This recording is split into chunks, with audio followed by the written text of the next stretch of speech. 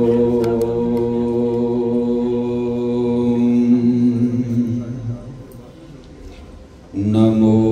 नमः सर्वविधात्रे जगदीश्वराय।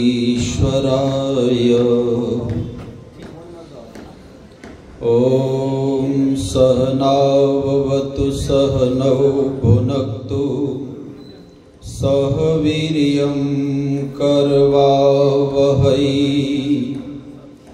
तेजस्विनावधीतमस्तु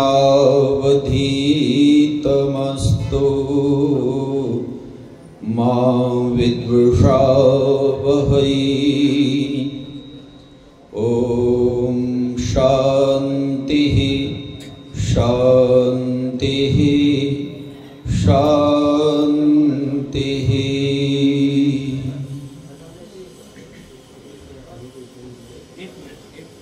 आर्य समाज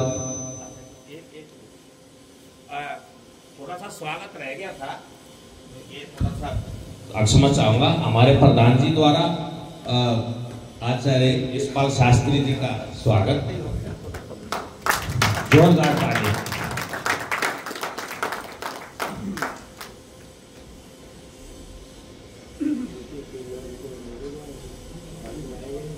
मेरा तो सबसे बड़ा स्वागत यही है कि आप सब लोग आर्य समाज सेक्टर 21, 22 और 23 के वार्षिक उत्सव में पधारे हैं।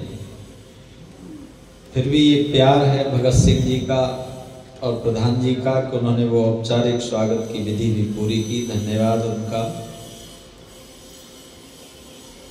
आर्य समाज के इस शानदार वार्षिक उत्सव की शुभ वेला में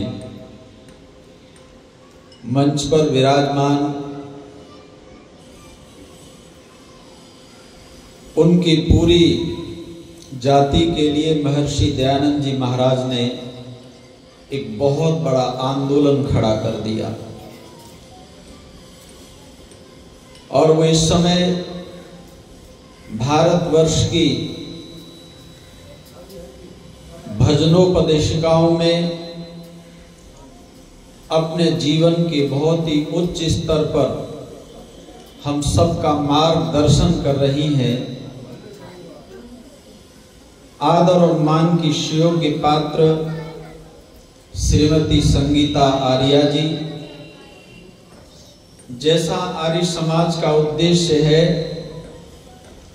कि विद्वानों को भी एक दूसरे का सहयोगी होना चाहिए। जब विद्वान लोग एक दूसरे के सहयोगी होते हैं तो विद्या का प्रचार और प्रसार और अधिक तेजी से होता है। तो मेरा जिन्होंने विशेष सहयोग किया भाई राजेश शास्त्री जी और इस आर्य समाज के वे सभी उत्साही अधिकारीगण जो वर्तमान में पूरी दुनिया का सबसे कठिन काम है आर्य समाज का वार्षिक उत्सव करवाना।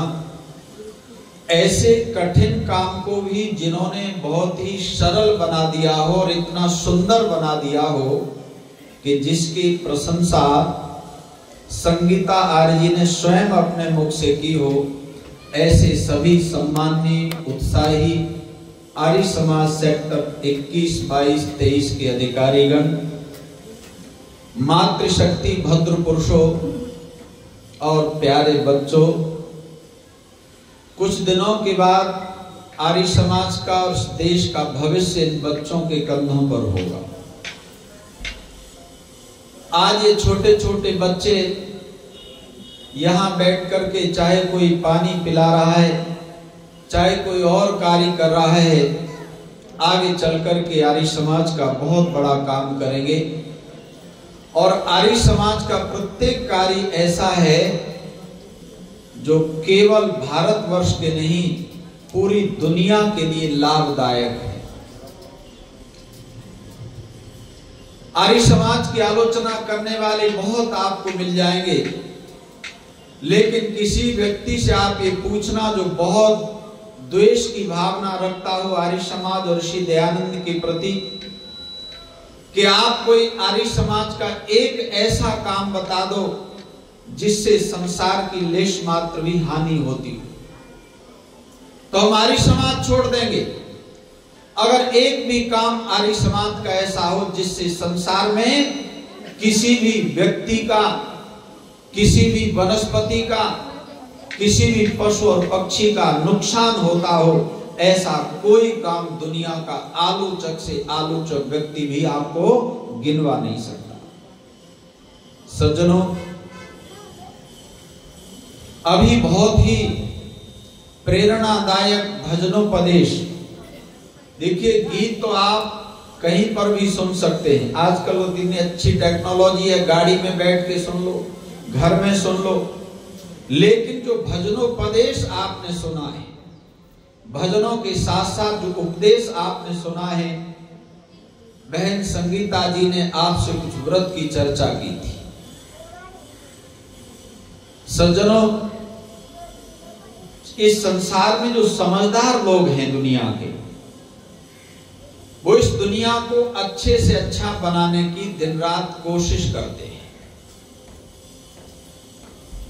उनकी इस कोशिश करने की भावना को व्रत कहते हैं।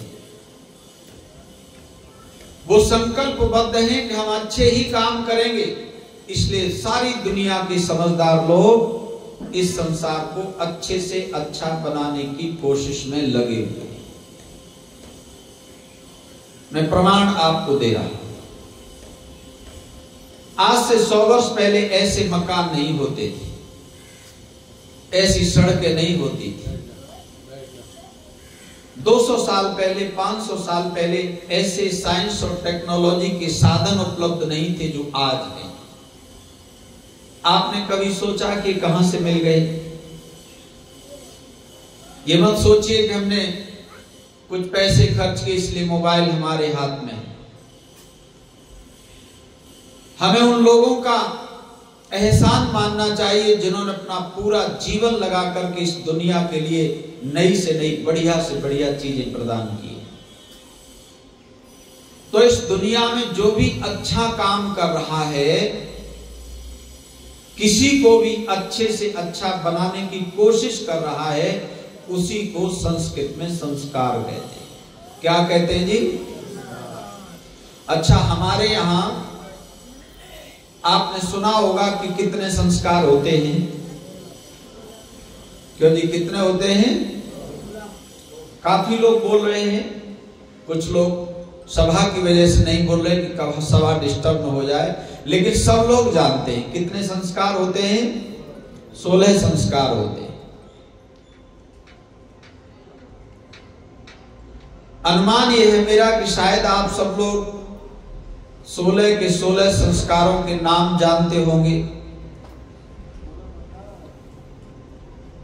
हम उपदेशक लोगों को छोड़ करके अगर कोई ऐसे सज्जन हो जो 16 के 16 संस्कारों के नाम जानते हो तो हाथ खड़ा कर दे, नहीं तो कोई बात नहीं। ठीक है बाबू जी, धन्यवाद। संस्कार के द्वारा बहन जी ने एक बात और कही थी, आप लोग ध्यान से सुन रहे होंगे तो इन्होंने कहा था शरीर का बहुत ध्यान रखना चाहिए। कहा था कि नहीं कहा था? तो याद रखना कि जो 16 के 16 संस्कार हैं, इससे 3 चीजें बहुत समुन्नत होती हैं। पहला शरीर, दूसरा मन और तीसरा आत्मा। बोलो, शरीर, मन और आत्मा, इन तीनों की समुन्नति जो होती है, मैं केवल उन्नति नहीं कह रहा, समुन्नति, शरीर की, मन की और आत्मा की, वो इन 16 संस्कारों के माध्यम से होती है। अब हम 16 संस्कारों की चर्चा जब करते हैं तो पहले संस्कार से शुरू करते हैं तो लोग कहते हैं जी शास्त्री जी हमारी तो उम्र निकल गई है। वैसे गलतफहमी है ये। तो मैं आपसे एक निवेदन कर रहा हूं, ज्ञान प्राप्त करने के लिए कोई उम्र निश्चित नहीं होती है।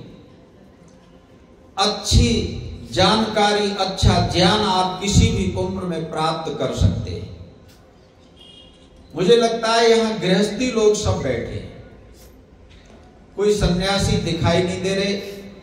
वानप्रस्थ किसी ने लिया हो तो मुझे एक बार और हाथ खड़ा कर दे। 0/0 संख्या की बात कर, 100% गृहस्थी बैठे। सज्जनों, जब संतानों की भी संतानें हो जाएं, अब तो कोई डर नहीं है जी, संतानों की भी बोलो संतानें हो जाएं, तो एक संस्कार होता है। आप सबका विवाह हुआ होगा, विवाह के बाद ही तो गृहस्थी बने जी। विवाह के बाद आपका तो कोई इनविटेशन कार्ड छपा ही नहीं। दिन रात लगे हो, मेहनत कर रहे हो, काम भी कर रहे हो, अपना कुछ हो ही नहीं रहा। कोई छपा है जी किसी का? क्योंकि विवाह के पश्चात होता ही वानप्रस्थ संस्कार है, और वानप्रस्थ लिया नहीं, ये मैंने पहले पूछ लिया था, इसलिए कोई भी इनविटेशन कार्ड छपा ही नहीं। और 16 संस्कारों में 14वां संस्कार है वानप्रस्थ संस्कार। जैसे और संस्कारों को बदनाम किया गया, ऐसे ही वानप्रस्थ को भी बदनाम किया लोगों ने। और क्या कहा? नहीं तो इतनी भारी उपस्थिति है आपकी यहां पर, कोई न कोई जरूर वानप्रस्थ लेता, लेकिन हमारे अंदर गलतफहमी पैदा कर दी। क्या पैदा कर दी गलतफहमी? बोला जी वानप्रस्थ ले लिया तो केवल तुम्हें वन में ही रहना पड़ेगा, न रोटी मिलेगी, न पानी मिलेगा, न कपड़े मिलेंगे, न कोई पूछने वाला होगा। वन में किससे बातें करोगे? शेर चीतों से तो बात हो नहीं सकती। और हम ठहरे साहब मानसिक गुलाम, और 5,500 वर्ष के मानसिक गुलाम है, कोई थोड़े बहुत दिन की मानसिक गुलामी नहीं है। 5,500 वर्ष से जो जाति गुलाम हो, उसको कोई अच्छी बात बताएगा तो कितनी जल्दी वो समझ पाएगा, आप अनुमान लगा सकते हैं। हमें कोई भी बहका सकता है बड़ी आसानी से, और हम बहकते चले जा रहे हैं, बहकते चले जा रहे हैं। हमने कभी जानने की कोशिश नहीं की कि वानप्रस्थ होता क्या है। सज्जनों, जिन ग्रंथों में संस्कारों की यज्ञ की चर्चा है,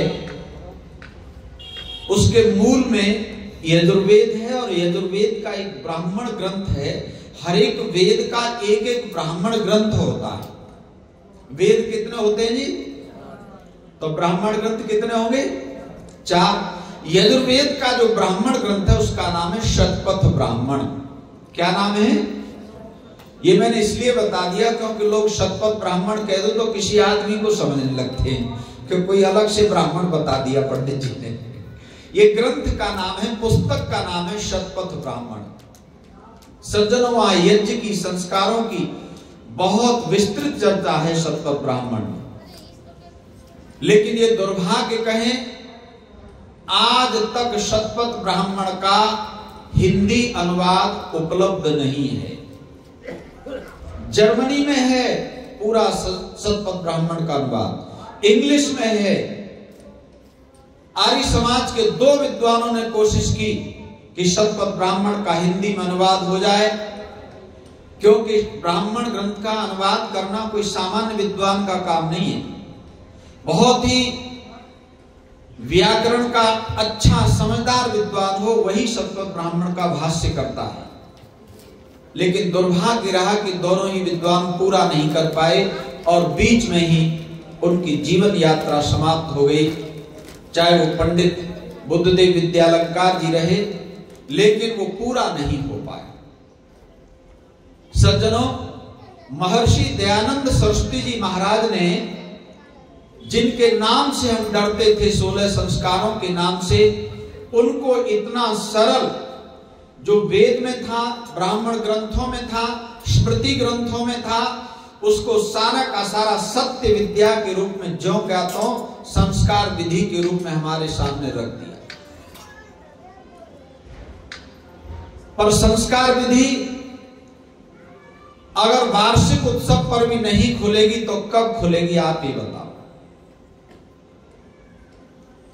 अभी जो भगत सिंह जी कह रहे थे कि पुस्तक बहुत सस्ते में रख दी है, आर्य समाज के लोग बहुत भोले होते हैं, ध्यान रखना, इनसे भोला कोई संगठन नहीं देश में। संस्कार विधि भी ऐसे इन्होंने सस्ती कीमत पर उपलब्ध करा दी।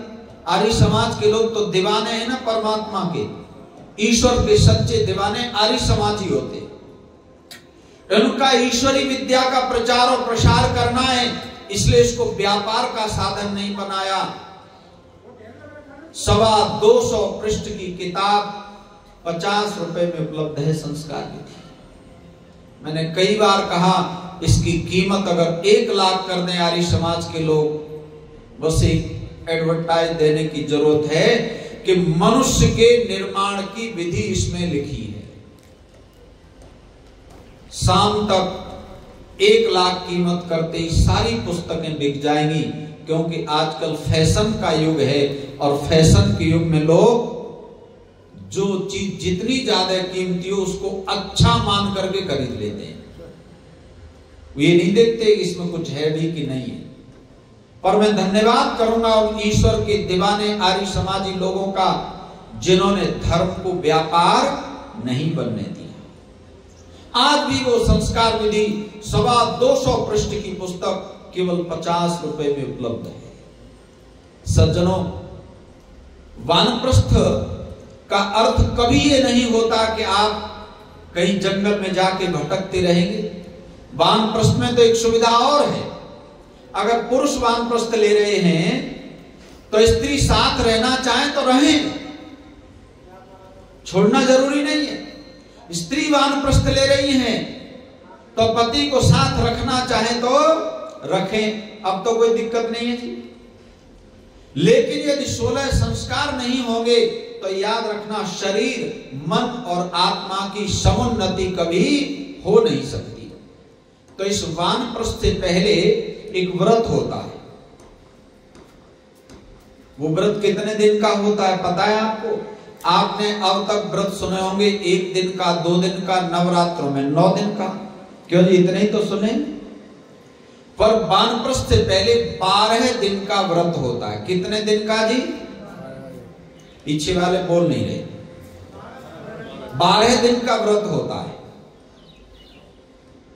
आप लोग वानप्रस्थ लेंगे तो लाभ क्या होगा, मैं आपको पहले लाभ बता दूं, क्योंकि लाभ पता लग जाए तो हर समझदार व्यक्ति लाभ को जरूर प्राप्त करना चाहता है, और मुझे लगता है आप भी प्राप्त करना चाहेंगे। और यदि कोई व्यक्ति अपने लाभ का भी ध्यान नहीं रखता तो उससे मूर्ख दुनिया में कोई है नहीं। सज्जनों, यदि घर के लोग आपको समय पर भोजन की नहीं पूछते, वस्त्र की नहीं पूछते, आपको लगता है कि मेरे पुत्र पुत्र वधुएं, मेरी पुत्रियां, मेरे परिवार के लोग मेरा ध्यान नहीं रखते, तो आप एक बार निमंत्रण पत्र छपा के अपना वानप्रस्थ संस्कार करा लेना। मैं ज्यादा बड़ी बात नहीं कह रहा, पर ये जिम्मेदारी से कह रहा हूं, पूरे घर की, परिवार की श्रद्धा आपके प्रति बढ़ जाएगी। ये 12 दिन का व्रत क्या होता है सो सुनो। 12 दिन तक आपने घर के लोगों से, न पुत्र से, न पुत्र वधु से, न पौत्र से, न पौत्री से, किसी से घर में कुछ मांगना नहीं है। न पानी मांगना, न रोटी मांगनी, न और किसी काम की कहनी। पर सूचना जरूर दे देना कि अब हम वानप्रस्थ लेने जा रहे हैं, नहीं तो गड़बड़ हो जाएगी। आर्य लोग कभी झूठ नहीं बोलते, हमारा कोई छुपा हुआ एजेंडा नहीं होता। अगर आर्य समाज के लोगों का कोई छुपा हुआ एजेंडा होता तो इस खुले में यहां पर अपना वार्षिक उत्सव नहीं करते। सज्जनों, पहले बता दिया, अब हम वानप्रस्थ लेने जा रहे हैं और व्रत शुरू हुआ पहले दिन से। अब पूरे घर को पता है पिताजी कुछ मांगेंगे नहीं, दादाजी कुछ मांगेंगे नहीं, माँ अब कुछ कहेंगी नहीं। अब तक तो रोज हम टोकते रहते थे बच्चों को, बेटा तुम ये करो, तुम ये करो, तुम ये करो, बहू तुमने ये नहीं किया, बहू तुमने वो नहीं किया। लेकिन अब तो अब कुछ कह नहीं रहे पिताजी, न माँ कुछ कह रही है। आप विश्वास करना, 2-3 दिन बीतते ही हो सकता है पहले दिन कुछ गड़बड़ हो जाए, दूसरे दिन कुछ गड़बड़ हो जाए, आपको टाइम पे कुछ न मिले, लेकिन तीसरे चौथे दिन पूरा घर आपका अलर्ट हो जाएगा। पिताजी कुछ मांगेंगे नहीं, माँ कुछ मांगेंगे नहीं, इनको जो आप दे देंगे सो ग्रहण कर लेंगे। आपको पता है वानप्रस्थ क्यों लेते? वानप्रस्थ परमात्मा को प्राप्त करने की तैयारी है। अगर ईश्वर को बिना प्राप्त किए हुए मनुष्य का जीवन चला गया तो फिर पता नहीं कब अवसर मिलेगा, और मिलेगा भी या नहीं मिलेगा, कुछ पता नहीं भविष्य का। सज्जनों, जो 5-6 दिन के बाद घर के लोगों का प्यार उत्पन्न होता है, 12 दिन तो बहुत होते हैं, 5-6 दिन के बाद ही रिश्तेदारी में तक चर्चा हो जाती है कि हमारे पिताजी हमारी मां वानप्रस्थ लेने जा रहे हैं। वानप्रस्थ का मतलब वो परिभाषा निकाल दो जो गलत परिभाषा आपने भर रखी है अपने दिमाग में।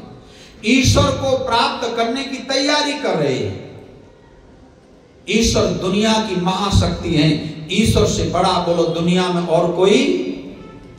और याद रखना, कई बार हम दुख के समय, कष्ट के समय अवैदिक बात भी कह देते हैं। कहीं कोई घटना हो जाए, कोई दुखद घटना हो जाए तो लोग बिना सोचे समझे कहने लगते हैं आप अकेले रह गए। पर याद रखना, दुनिया में सब कुछ हो सकता है, लेकिन हम कभी अकेले बोलो अकेले नहीं हो सकते। सब कुछ संभव है संसार में। वो मेरा परमपिता परमात्मा मेरे साथ रहेगा, और उसी का सहारा प्राप्त करने के लिए वानप्रस्थ की तैयारी हो रही है। कोई न कोई तो सहारा चाहिए ना। अच्छा ये बताओ, सहारा सबसे बढ़िया वाला करना चाहिए या वैसा ही कमजोर सहारा पकड़ना चाहिए? हाँ जी, पीछे भ्राता जी, बढ़िया वाला सहारा पकड़ना चाहिए कि नहीं? तो आप बता दो, परमात्मा से बढ़िया और कौन सहारा है संसार? कितना बढ़िया सहारा है परमात्मा। हर पल हर क्षण आपके बोलो अंग संग रहता है। आप हवाई यात्रा पर हो तब भी कौन साथ रहेगा बोलो? घोर घने अंधकार में कहीं जा रहे हो तब भी कौन साथ रहेगा बोलो? परमात्मा ही ऐसे हैं जो हमको एक पल के लिए नहीं छोड़ते और उनका सहारा लेने की तैयारी कर रहे हैं। इसका नाम वानप्रस्थ है। तो 12 दिन में ये संसार के सहारे बड़े छोटे छोटे सहारे, और ये ऐसे सहारे जो कभी धोखा दे सकते हैं। और इतिहास इस बात का गवाह है कि जितना ज्यादा धोखा अपने लोगों ने दिया, क्योंकि हमारा भरोसा ही बोलो उन्हीं पर था। हम उनसे निकल करके कभी बाहर गए ही नहीं थे। हमने तो ये मान लिया था कि यही हमारे सहारे हैं, और बोलो धोखा खाया कि नहीं खाया? इसलिए सज्जनों, जो दुनिया का सबसे बढ़िया सहारा और ऐसा सहारा जो कभी न धोखा देगा न तुम्हारा कभी साथ छोड़ेगा, ऐसे परमात्मा को प्राप्त करने के सहारे का नाम वानप्रस्थ संस्कार है। 12 दिन तक तपस्या करते करते इससे आपकी इंद्रियों पर आपका नियंत्रण आरंभ होता है। ये इंद्रिय जयी होना कोई आसान काम नहीं है। ये संसार के आकर्षण इतने ज्यादा होते हैं कि इंद्रियां स्वतः उनकी ओर आकर्षित होती चली जाती हैं। लेकिन इन इंद्रियों से परे, क्योंकि परमात्मा इन आंखों से बोलो दिखाई नहीं देगा, इन हाथों से बोलो नहीं पकड़ा जा सकता, इन कानों से भी परमात्मा को बोलो नहीं सुना जा सकता। अरे उस परम सहारे को प्राप्त करने के लिए कोई परम शक्ति अपने अंदर आपको पैदा करनी पड़ेगी। उसकी तैयारी का नाम वानप्रस्थ संस्कार है। सज्जनों, अब तक जिन लोगों ने वानप्रस्थ लिया उनकी घटना में आपको सुना रहा। कई लोगों ने कहा कई बार बहू नाराज हो जाती थी, कुछ मांगते थे, लेकिन 5-7 दिन के बाद ही जब बहू को पता लगा, मां तो कुछ कहेंगी नहीं। हमारे यहां सज्जनों मौन का विशेष महत्व है। वैसे बोलना बहुत अच्छी बात है, बोलना चाहिए, मधुर बोलना चाहिए, मीठा बोलना चाहिए, इसमें कोई दो राय नहीं है। मीठी वाणी में सम्मोहिनी शक्ति होती है जो परायों को भी अपना कर देती है। लेकिन सज्जनों मौन में उससे भी ज्यादा शक्ति होती है।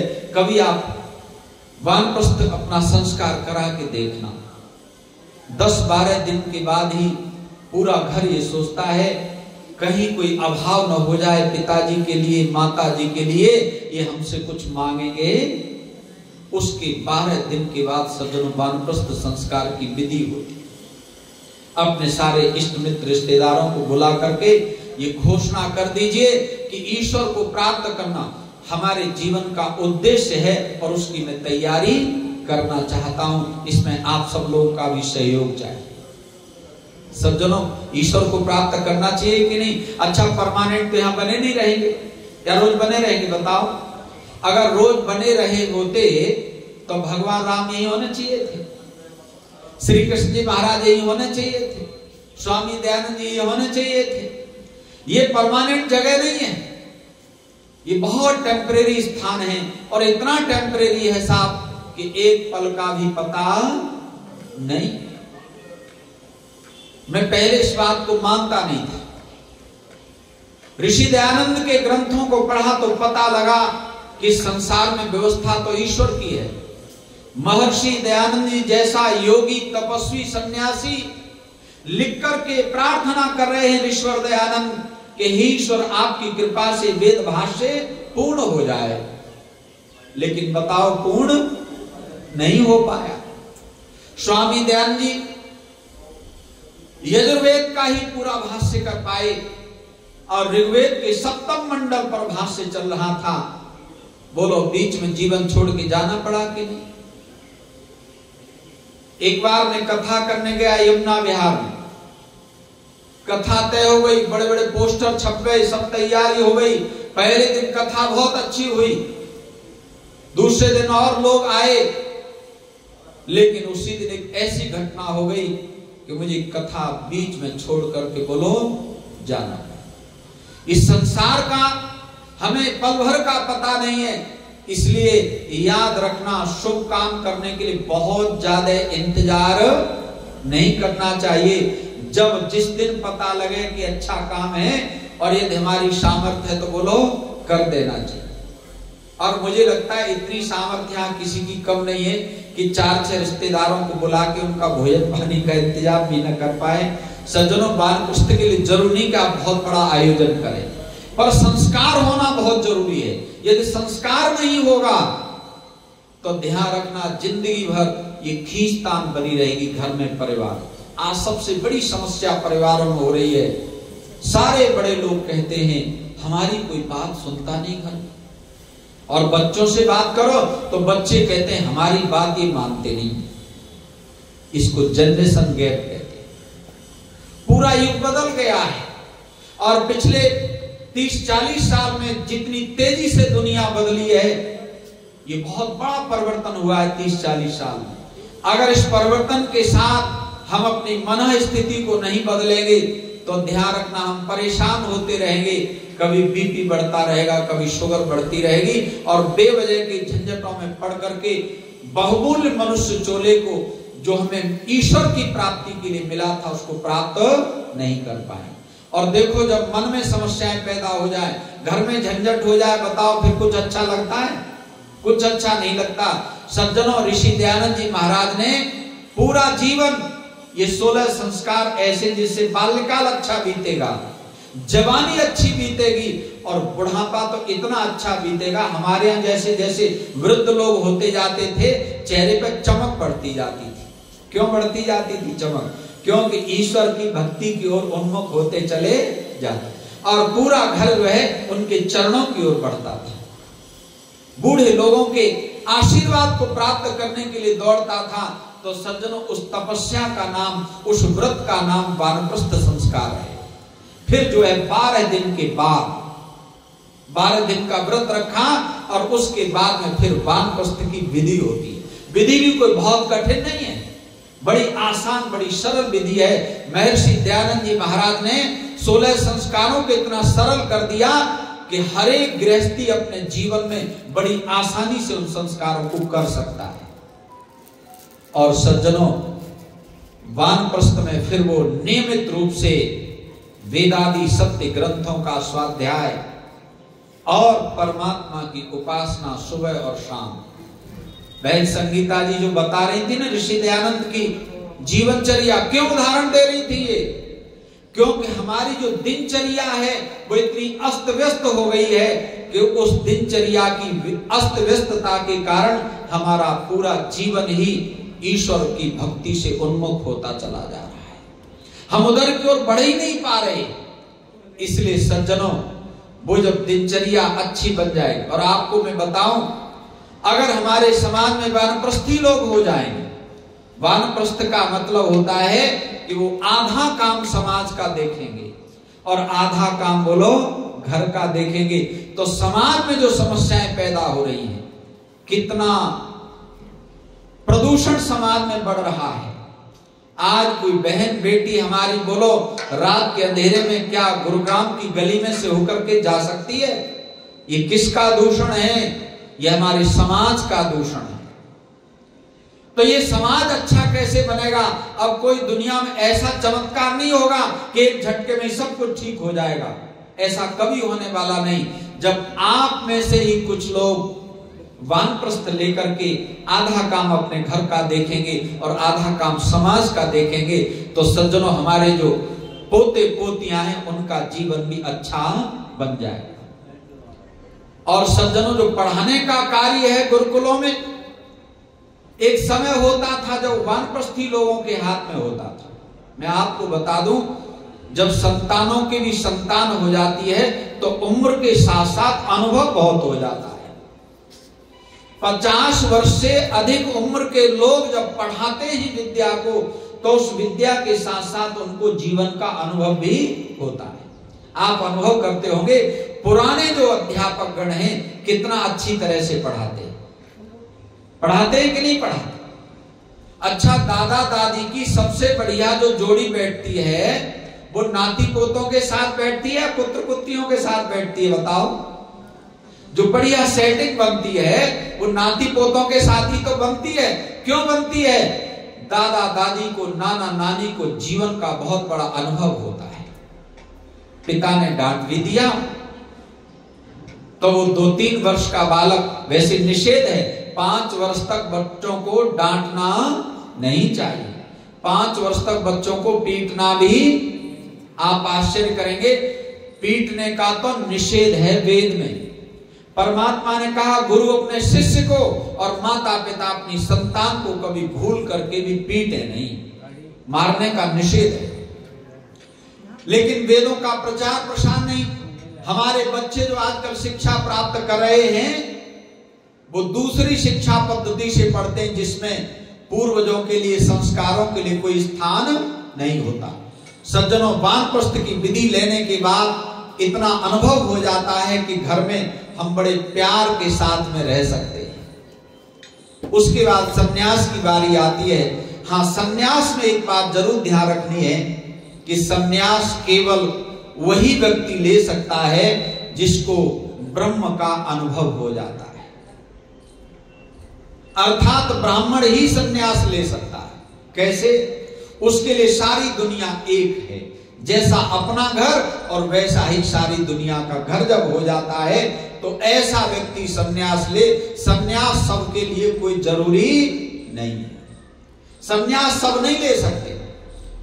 याद रखना, ये 15वां संस्कार है सन्यास। ये सब लोग न ले जिनका पूरी तरह से ब्रह्म की साधना में मन लग गया हो, जो पूरे संसार के लिए अपना तिल तिल अर्पित करना चाहते हो, वे सन्यास लें। सन्यास सब को लेना बिल्कुल आवश्यक नहीं है। उसके बाद 16वां संस्कार आता है जिसको अंत्येष्टि संस्कार कहते हैं। आज अंत्येष्टि संस्कार की जितनी दुर्गति हो रही है उतनी दुर्गति तो विवाह संस्कार की भी नहीं है। विवाह में भी थोड़ी बहुत मर्यादा का पालन हो जाता होगा, लेकिन अंत्येष्टि में तो इतनी दुर्गति हो रही है कि आज घरों में स्थिति यह है कि प्राण निकलने के बाद हम ये भी नहीं जानते कि जो शरीर जिसमें से आत्मा निकल गया उसका नाम शव हो गया, तो शव को जमीन पर कैसे रखेंगे। एक जगह तो भ्राता जी झगड़ा हो गया इसी बात पर एक ने कहा इधर पैर करो, दूसरे ने कहा इधर पैर करो, फिर जीजा जी आए, जीजा ने कहा तुम सब गलत हो, इधर पैर करो। अब जीजा जी की बात को कौन मना करे? और एक आया, उसने कहा ओहो तुमने नाश करवा दिया। क्या नाश हो गया? बोला जीजा जी से हाथ लगवा दिया, अब तो नरक में चले जाएंगे। अब ये झगड़ा हो रहा है। आप बताइए, मृत्यु के बाद झगड़ा करने का टाइम होता है क्या? क्यों जी? अरे डेड बॉडी रखी है और तुम्हारा निर्णय नहीं हो पा रहा, कौन हाथ लगाएगा कौन नहीं लगाएगा, कहां पैर रखेंगे। कारण क्या है मित्रों? अब संस्कार विधि हमारे घरों से बोलो गायब हो गई। कौन 50 रुपए खर्च करेगा धर्म के नाम पे? ये धर्म भीरू है हमारी भोली जाति। घरों में इतनी पुस्तक मिल जाएंगी, लेकिन संस्कार विधि आपको दिखाई और दिखाई देगी भी तो कोई एक लाइन पढ़ने को राजी नहीं है।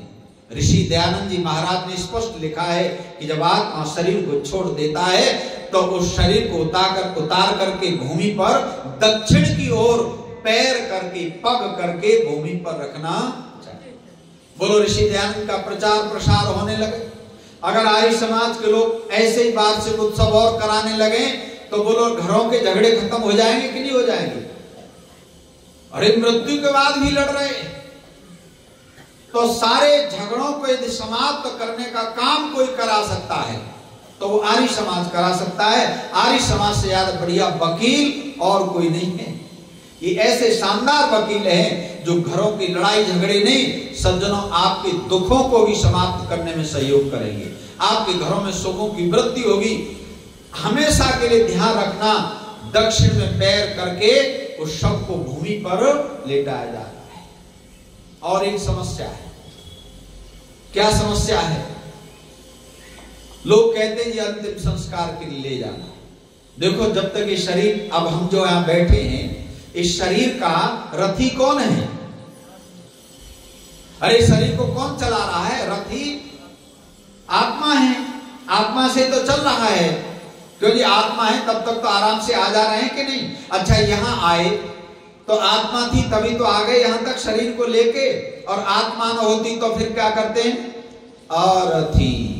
किसकी जरूरत पड़ती है? फिर अर्थी मंगवाई जाती है। अब इसका अपना रथी नहीं रहा, अर्थी का प्रबंध करो और उस पर लेटा करके फिर 4 लोग कंधे पर लेकर के जाएंगे। और ले जाने से पहले क्या करना चाहिए? सुनो, याद रखो, पुरुषों को पुरुष और स्त्रियों को स्त्रियां, इस बात की प्रतिज्ञा कर लो। ये भी गड़बड़ हो रही है। मैंने देश के विदेश के कई हिस्सों में देखा, कहीं खाली स्त्रियां ही नहलाती चाहे पुरुष हो, और कहीं पुरुष ही नहलाते हैं। ये परंपरा गलत है। संस्कार विधि में जो लिखा ऋषि ने वो वेदों के आधार पर लिखा। जैसा वेद में विधान था वैसा ही अंतिम संस्कार करने से शरीर, मन और आत्मा की उन्नति होती है। ध्यान रखना, ये 16 के 16 संस्कारों से शरीर, मन और आत्मा की उन्नति हुआ करती है। तो सज्जनों, बढ़िया ढंग से स्नान कराएं, और स्नान कराने के बाद सुगंधित चंदन आदि बढ़िया शरीर पर लगा करके, ये अंतिम साथ है। इसके बाद बोलो दोबारा फिर वो शरीर कभी मिलने वाला नहीं है। तो बढ़िया अच्छे प्रकार से सुगंध, आजकल तो बहुत बढ़िया बढ़िया अच्छी अच्छी चीज आ रही खुशबू वाली। अरे कुछ तो लगा दो, आज अंतिम दिन है। बढ़िया सुगंधित द्रव्य अच्छी तरह से शरीर पर लगा करके और फिर नवीन वस्त्र आदि पहना करके हमें घर से ले जाना चाहिए। कई जगह मैंने देखा पुराने कपड़े नो पहना के ले जा, क्या कर रहे हैं?